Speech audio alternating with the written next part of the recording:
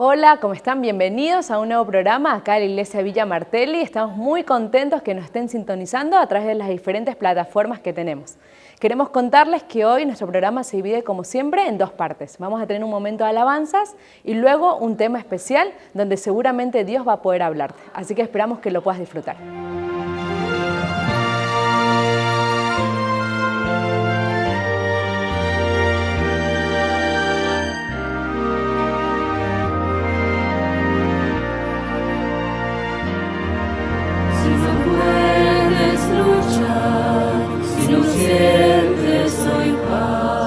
Si en tu vida no encuentras sentido, si todo lo que haces te parece sin motivo, si no ves una razón para existir, alguien hay que te ve, te conoce muy bien, alguien puede llenar tu vacío, es Jesús quiere caminar contigo, solo tú se lo puedes permitir. Jesús encontré la razón de creer, la razón de vivir y ser feliz.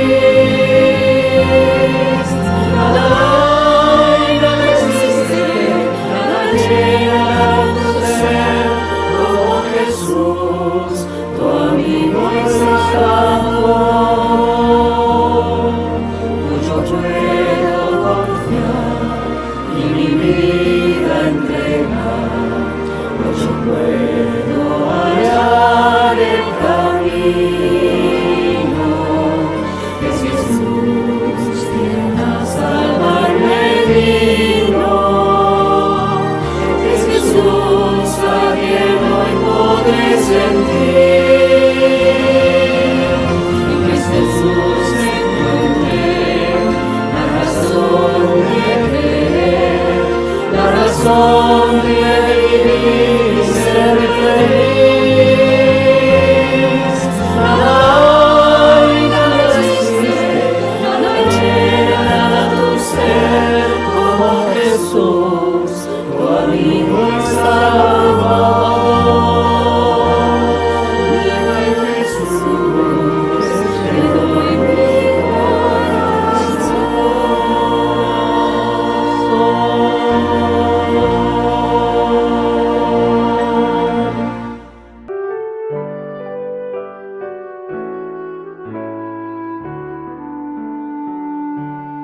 El que me amó vino una vez a nuestro mundo a padecer, sobre la cruz me rescató y su amistad me demostró. Por eso lo amo, por eso lo espero, por eso me entrego a mi Señor. El que me amó vendrá otra vez, todos los ojos lo han de ver, todas las voces se alzarán y a Jesús aclamarán. Por eso lo amo, por eso lo espero, por eso me entrego a mi Señor.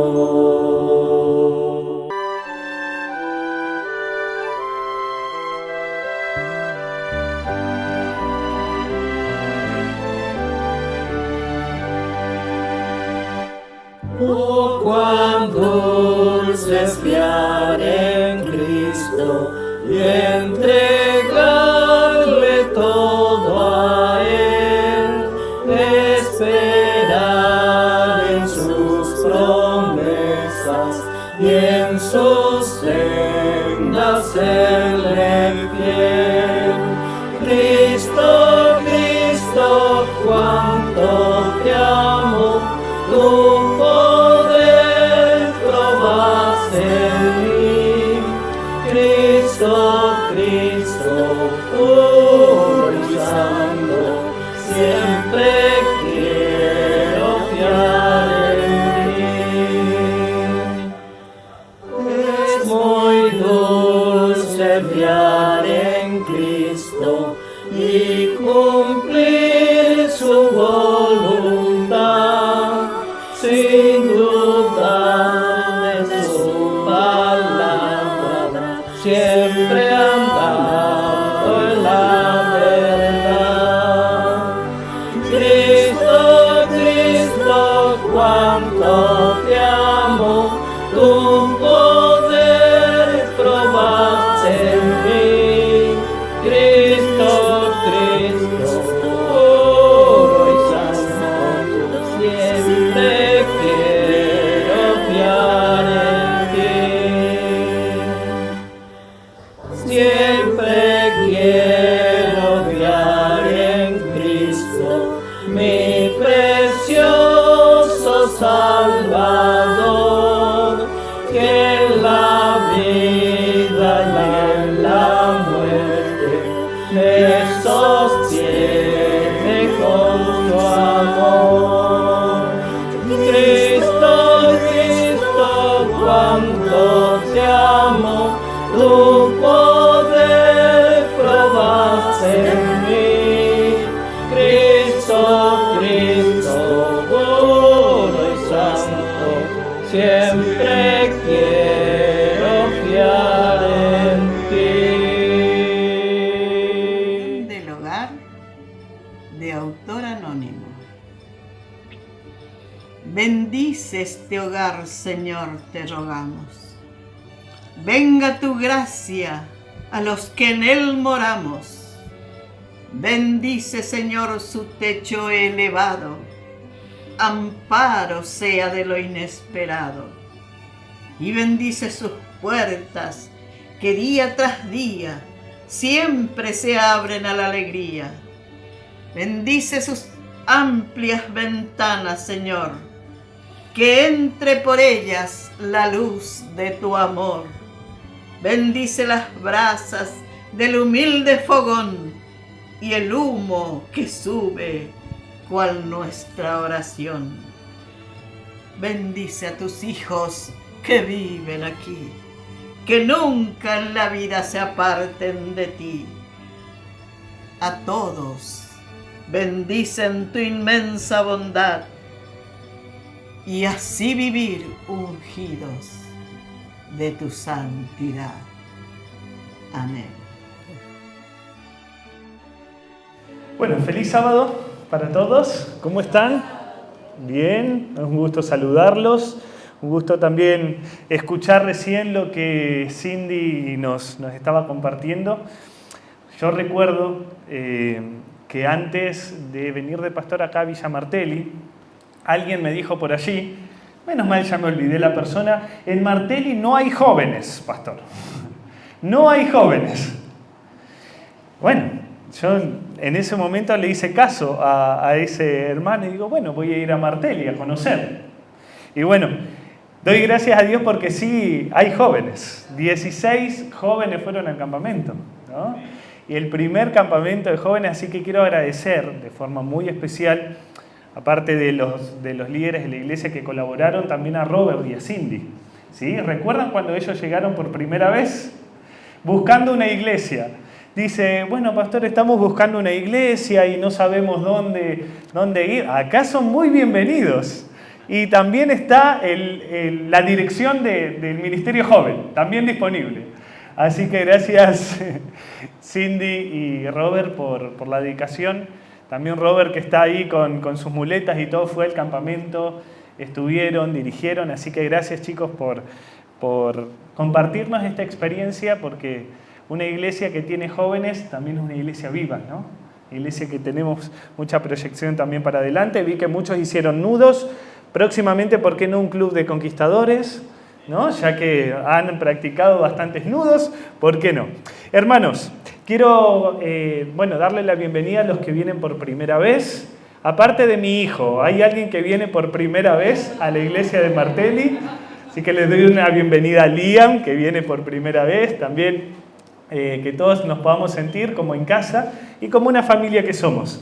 Amigos, quiero compartirles un tema que estuve reflexionando hace un tiempo y que me gustaría que podamos hoy, la semilla del Evangelio, ser sembrada en nuestro corazón y así también que pueda germinar, ¿no?, para vida eterna. Hay una historia que yo la he contado en algunas otras oportunidades que me llamó mucho la atención.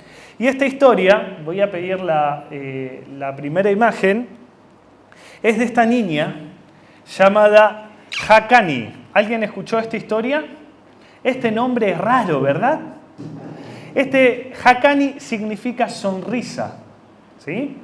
Hakani pertenecía, mejor dicho, a la tribu de los Suruwá, ¿sí? Esta tribu se encontraba allí en la Amazonía central del Brasil, ¿sí? Fue una tribu que se caracterizaba por ser bastante peligrosa y de paso bastante destructiva entre ellos mismos, ¿no?, dentro de su cosmovisión o dentro de sus prácticas. Por eso estaba compuesta esta tribu por unas 120 personas y había nacido Hakani allí.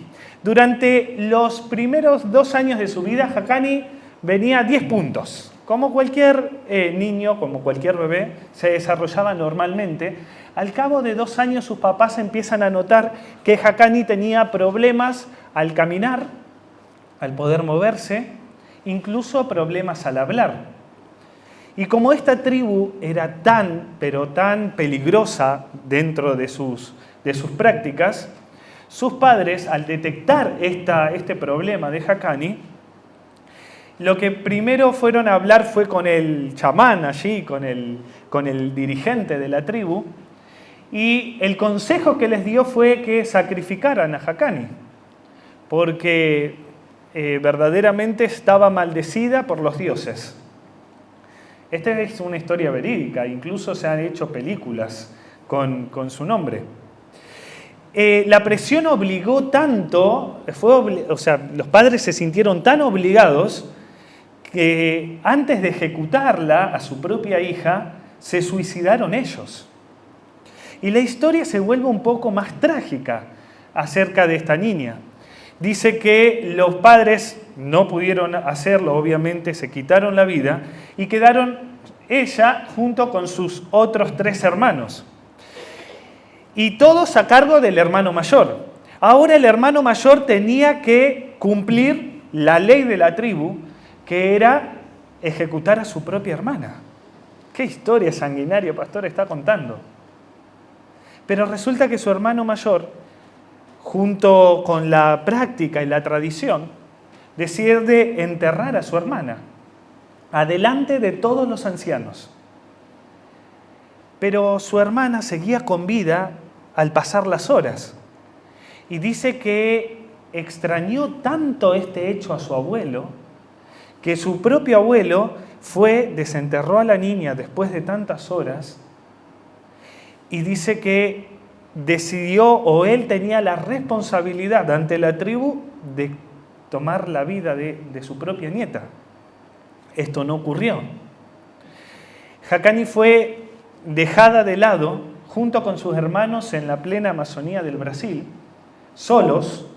Dice que cuenta la historia de que ella se empezó a alimentar de las cosas que estaban allí en la propia selva, y al cabo de 3 años conoce a las personas que le salvaron la vida. Se encontraban allí unos misioneros, Marcia y Edson. Ellos se encontraban trabajando allí en la Amazonía, como tantos otros misioneros, y los conocieron a estos hermanitos, y en especial conocieron la historia y la tribu de Hakani. Es más, dicen que se encariñaron tanto con esta historia y con esta pequeña, que hasta decidieron ser esclavos de la tribu con tal de que se le dé la posibilidad a que Hakani pueda ser adoptada como su propia hija. Impresionante. Estuvieron sirviendo a la tribu como esclavos durante un buen tiempo. Y así, pasamos a la otra diapositiva, esta niña pudo tener allí la tenencia, digamos, con sus nuevos padres adoptivos. A tal punto de que esto fue una noticia que revolucionó todo, la nena empezó a recibir atención también en centros de salud. Y lo que tenía la niña no era que había sido poseída por los dioses o por lo que decía la tribu, sino que tenía hipotiroidismo y que le impedía en su momento y en su desarrollo poder funcionar de forma normal, ¿no?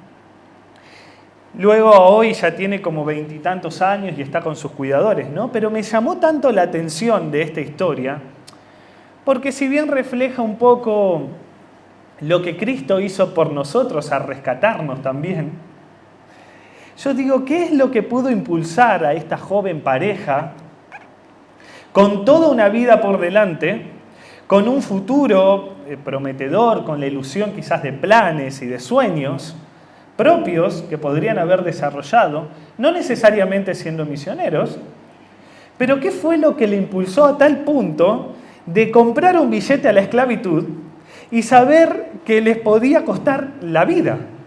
Porque meterse en esa tribu también significaba eso. Pero un poco más atrás en la historia, ¿qué impulsó a los mártires, no? A negar su fe en el circo romano, por ejemplo.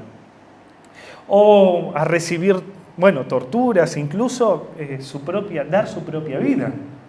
¿Qué es lo que impulsó a compartir la Biblia con tantos otros, no? Y no nos vayamos tan lejos. ¿Qué impulsó a nuestros pioneros? A los pioneros de nuestra iglesia a dar su vida por la causa, ¿no?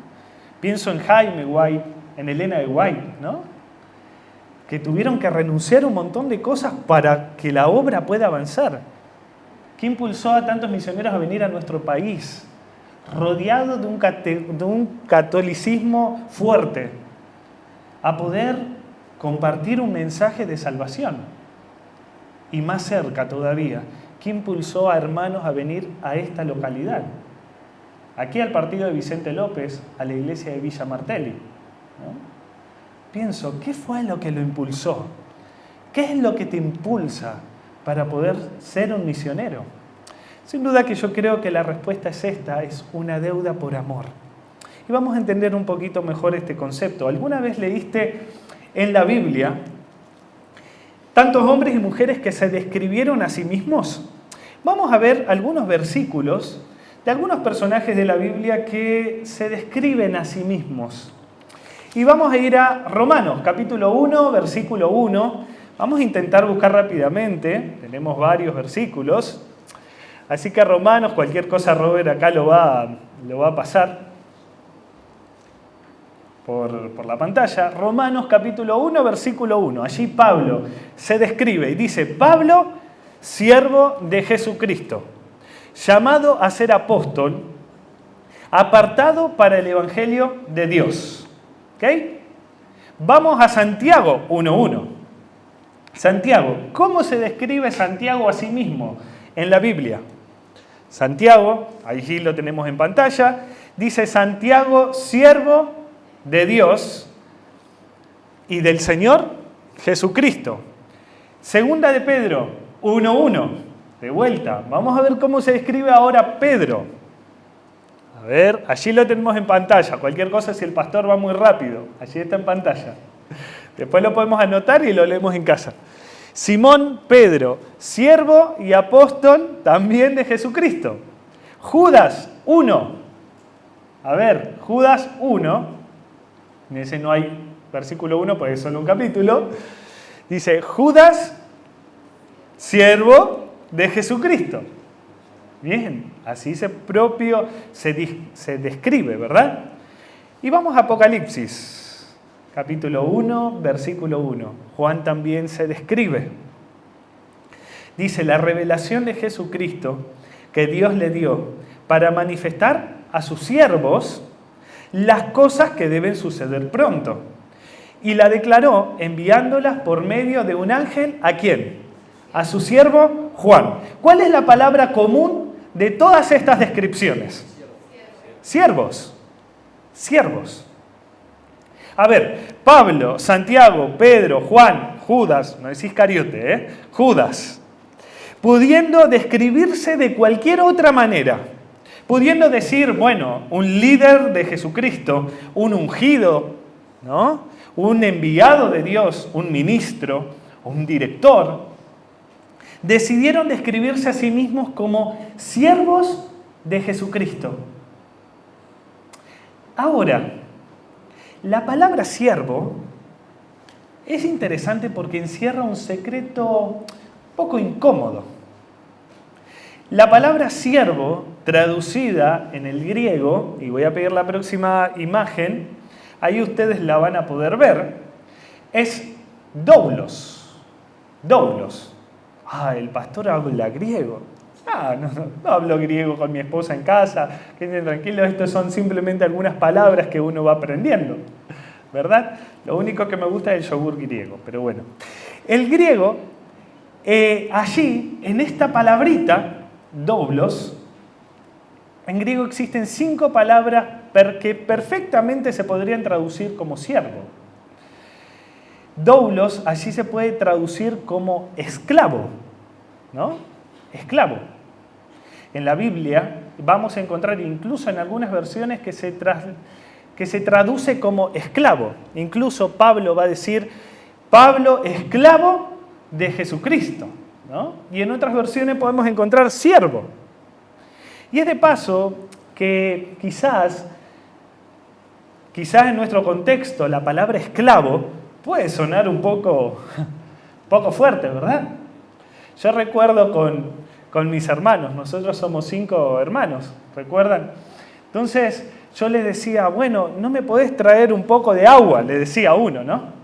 Y ese me respondía, ¿qué? ¿Acaso soy yo tu esclavo? ¿Yo soy tu esclavo? Creo que a veces en nuestro contexto la palabra esclavo puede ser incluso hasta denigrante o rebajado, ¿verdad? Pero incluso algunas traducciones, para que la Biblia no sea tan utilizada para hacer alguna apología en cuanto a la esclavitud humana, intentaron traducir los traductores utilizando la palabra siervo. Entonces, Pedro, Santiago, Pablo, Juan, se describen como esclavos de Jesús. Esclavos de Jesucristo. Hombres que fueron comprados por Jesús, poseídos por Él en posesión, hombres que vivían sus vidas como si no les perteneciese. O sea, su tiempo no les pertenecía, su dinero no les pertenecía, absolutamente nada de lo que tenían les pertenecía, porque se describían como esclavos, como siervos de Dios.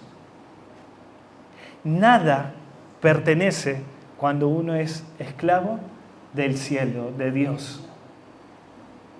Y ahora vamos a entender un poco más profundo esto. ¿Cómo lo llamaríamos hoy a estos hombres? ¿No?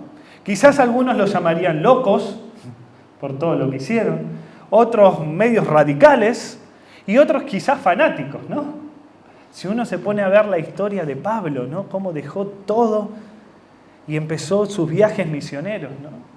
Y que con tanto fuego del Espíritu Santo habló lo que habló, Pedro y tantos otros hombres, ¿no? Por eso quiero que hoy podamos leer un texto que está en la ley de Dios, que forma parte de la ley, un texto que regulaba socialmente cómo debían tratarse los esclavos en el antiguo Israel, pero que hoy, en nuestra condición como iglesia, en esta iglesia laodicense, que a veces dormimos, nos puede ayudar a ver que es tiempo de levantarnos y es tiempo de verdaderamente reconsagrarnos a Dios. Vamos a ir a Deuteronomio capítulo 15, versículos 12 al 18.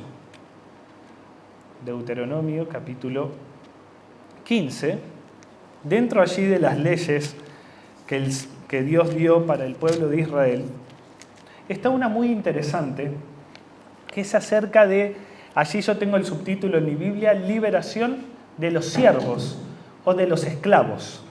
¿Ok? Y dice así esta ley: si tu hermano hebreo, hombre o mujer, se vende a ti y te sirve 6 años, El séptimo año lo dejarás libre. Y al darle libertad, no lo enviarás con las manos vacías. Lo abastecerás liberalmente, o sea, dejándolo libre, liberalmente, de tus ovejas, de tu era y de tu lagar. Le darás lo que el Señor te hubiera bendecido. Te acordarás que fuiste esclavo en Egipto y que el Señor tu Dios te rescató. Si Él te dijese, no quiero salir de tu casa, porque te ama a ti y a tu casa, y porque le va bien contigo, entonces tomarás un punzón, le horadarás su oreja junto a la puerta, y será tu siervo para siempre. Así también harás con tu criada. No te parezca duro darle libertad, porque al haberte servido 6 años, te valió por el salario de 2 jornaleros, y el Señor tu Dios te bendecirá en todo cuanto hagas. Impresionante acerca de esta ley, bastante interesante. Vamos a ir desmenuzándolo un poquito. Cuando un hebreo, ¿sí?, en su momento contraía una deuda con otro hebreo, demasiado grande para poder salvarse, para poder solventarla incluso, el hebreo deudor podía venderse a esa persona como siervo o como esclavo en un periodo de 6 años. Y en el 7º año encontraba libertad. En este periodo de 7, recuerdan también que en el año 49 se esperaba el jubileo, ¿no? El año 50, donde uno que había perdido todo, imagínense, nos fue mal en los negocios, hemos perdido la casa, tuvimos que hipotecar todas las cosas, perdimos todo, ¿no? Pero luego de un periodo de tiempo uno podía recuperarse de incluso esta deuda que lo podía sobrepasar. Esto me hace pensar, digo, qué justo es Dios, ¿no? Qué increíble. Qué increíble que uno podía recuperar lo perdido gracias a un sistema de equidad. Que si uno se confundía, si uno erraba y demás y contraía deudas, podía incluso dar su servicio, ¿no? Durante 6 años y el 7º encontraba la libertad. Trabajaría en el campo, podía cuidar las ovejas, limpiar la casa, cuidarle a los hijos, no sé, tantas otras cosas como un siervo. Era un esclavo por deuda, porque tenía que cubrir una deuda, ¿verdad? Pero dice que en el 7º año podía pasar 2 cosas.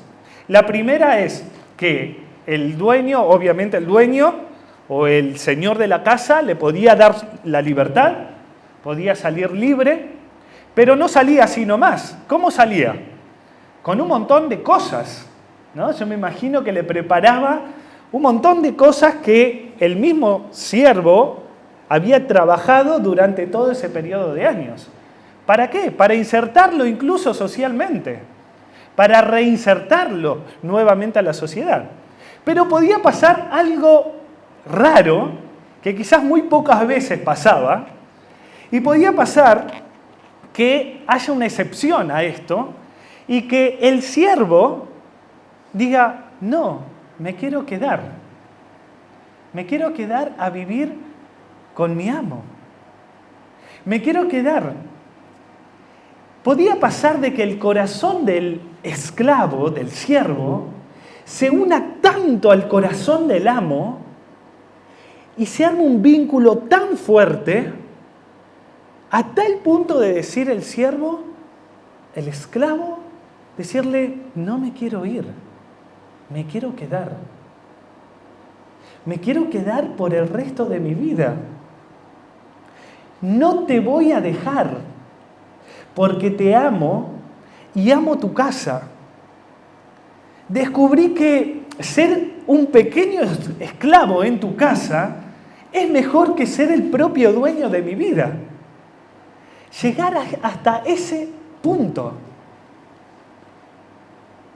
Y allí pasaba que el dueño tenía que poner algo distintivo, el señor de la casa tenía que poner algo distintivo allí en este siervo, en este esclavo, para que sea de su posesión. Había sangre porque tenía que perforar, dice allí, su oreja. Ya no estaba endeudado por deuda, o sea, no era esclavo por deuda, sino ahora pasaba a ser un esclavo por amor, porque amó a su Señor. ¿Te ha pasado sentirte alguna vez en deuda con Dios? ¿Te ha pasado alguna vez no sentirte libre y preso? Quizás por algún pecado, quizás por alguna situación. Qué bueno es llegar a tal punto de este siervo decir: Dios, me va bien contigo, no te voy a dejar. Dios, me va bien con vos, no quiero dejarte. No solamente estamos hablando acá de prosperidad, ni mucho menos, sino de paz, de quietud, de esperanza, de nuevas oportunidades. Señor, me va bien contigo, no te quiero dejar. Ya basta de vivir para uno mismo, para mis propios sueños, para lo que yo quiero alcanzar en esta vida. Hoy soy consciente y siento que tengo que vivir para los sueños de mi Señor. Qué hermoso ser ese esclavo. Qué hermoso ser ese doulos. Soy esclavo de Jesús. Soy siervo de Jesús. Porque comprendo que no puedo manejar mi propia vida y que en mi Señor puedo encontrar el deleite de vivir en esta vida sirviendo. Esto es algo íntimo entre el esclavo y el amo. Los esclavos por amor renuncian a sus derechos, a ser de Dios su Señor, no solo su Salvador, ¿sí? No solamente lo reconocen como su Salvador, sino lo hacen su Señor. Viven de acuerdo a su amo. Entienden, estos doulos, entienden que su tiempo, sus pecados, sus recursos, como leíamos en la escuela sabática acerca del diezmo, y ahora vamos a empezar acerca de la ofrenda en esta semana, entiende que sus recursos, materiales o no, sus decisiones sobre la carrera que estoy estudiando, sobre incluso qué hago el día sábado, cómo me comporto con mis hermanos en mis negocios, cómo me comporto con mis empleados. Entiende el doulos que su reputación también pertenece a su Señor. Todos sus derechos, absolutamente todos sus derechos pertenecen a su Señor. Eso es un doulos, eso es un siervo, un esclavo de Cristo Jesús. Por eso quiero finalizar esta reflexión con un versículo más, que es muy conocido por nosotros. Mateo 25, 23. Mateo 25, 23. Estaba en la lección de esta semana también, ¿no? Mateo 25, 23. Y allí ya lo tenemos en pantalla. Y acá la palabrita siervo es doulos, esclavo. Y dice: su Señor le dijo: bien, buen siervo, fiel. Sobre poco has sido fiel y sobre mucho te pondré. Entra en el gozo de tu Señor. De vuelta aparece la palabrita esclavo. Bien, siervo. Bien, esclavo fiel. Bien que comprendiste que tu vida pertenece a tu Señor. No simplemente porque Él quiera el dominio de la tuya, sino para tu propia felicidad. Porque si no sos siervo de Jesucristo, terminás siendo esclavo de otro, del propio enemigo de Dios. Por eso, qué lindo cuando el cielo se abra y el propio Jesús te diga, bien, bien siervo, vos fuiste mi siervo, mi esclavo fiel, que en un íntimo contacto de amor conmigo, tu Señor, te decidiste quedar en casa y decidiste trabajar en casa para que otros también puedan ser siervos. Por eso, hermanos, yo creo que todos queremos una iglesia que sea transformada, una iglesia que haga lo que tenga que hacer. Pero te quiero invitar a pensar de que el servicio al Señor genera más servicio y es contagioso. Hay dos cosas que como cristianos no podemos dejar de hacer nunca y que no son negociables.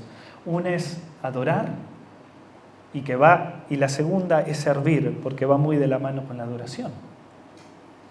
Por eso querido hermano, te quiero invitar a que el Dios del cielo sea tu Señor. Que este sea el Señor de tu casa, el Señor de tus decisiones, el Señor de tus recursos, el Señor de tus impresiones, el Señor de tu reputación. Y que llegue a tal grado íntimo que decidas seguir en su servicio, seguir siendo no un deudor, sino un acreedor por la sangre de Cristo Jesús de la vida eterna. Y que ese pacto se renueve ahora, en este momento. Así como pasaba para renovarse el pacto, lo que tenía que hacer allí el esclavo con su Señor, que hoy el Señor también te marque con su Espíritu Santo. Que hoy también pueda salir de vos esta misma frase que salía en aquellos esclavos en ese tiempo que se quedaban. Quiero quedarme por el resto de mi vida. Quiero quedarme, no te voy a dejar, porque entendí que en tu casa estoy mejor que allá afuera. Que el Señor nos ayude a poder ya dejar el título de deudor, sino de acreedor de la salvación en Cristo Jesús. Los invito a que podamos orar en este momento para pedirle que el Señor sea el Señor de nuestra vida. Oramos. Querido Padre, gracias porque en tu promesa encontramos la oportunidad que nos das de poder servirte, de poder hacerte el Señor de nuestra vida con todas sus áreas. Gracias porque podemos servir en tu iglesia. Gracias porque podemos servirnos unos a otros. Gracias, Señor, porque tú eres nuestro Señor y porque muy pronto vas a venir en las nubes de los cielos y vas a poder decirnos las mismas palabras que acabamos de leer. Ojalá que esas palabras sean para nosotros hoy. Bien, siervo bueno y fiel. Sobre poco has sido fiel, pero sobre mucho te pondré. Querido Dios, bendice a mis hermanos. Ayúdanos a tener una comunión tan estrecha contigo que estemos orgullosos de poder ser tus siervos. Así como Pablo, como Pedro y como tantos otros, Señor, en la Biblia, que así se declararon. Ayúdanos a empezar de nuevo, ayúdanos a buscarte y a poder vivir de acuerdo a tus promesas, caminando rumbo al cielo. En el nombre de Jesús. Amén. Esperamos que hayan disfrutado mucho de la programación y queremos invitarte a que cada sábado te puedas sumar con nosotros, ya sea de forma presencial o de virtual. Virtual los esperamos a las 11 de la mañana y de forma presencial acá en Iglesia a las 10 de la mañana. También queremos agradecer a todos aquellos que dejan sus comentarios, sus mensajitos, sus saludos, algunos pedidos de oración, los tenemos todos en cuenta. Invitamos también a que puedan compartir este video para aquellas personas que puedan conocer más del amor de Jesús. Que Dios te bendiga mucho.